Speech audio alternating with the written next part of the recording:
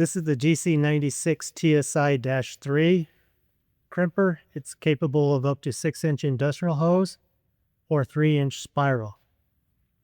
This machine has 4 pockets for setting it on the workbench or on a stand.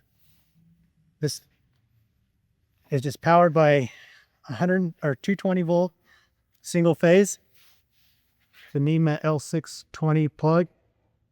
This is a 3-phase motor. Inside here we've got an inverter that inverts single to 3-phase. The power switch is here. We've got our fault lights over here. Tablet controlled is here.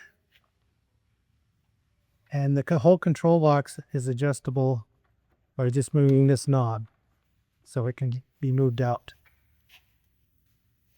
The head consists of the master dies, and we have sponges inside of here to keep debris from falling in. Loading the GC96 dies, they have a knuckle on the back. Just set it in there, pull out here, and it's locked in. Down here you have your solenoid valve. Over here, the portional relief valve, and you have an auxiliary location for your tablet. So if you're working from the back of the machine, you can bring your tablet over here, so it's Bluetooth. You can operate from here or there.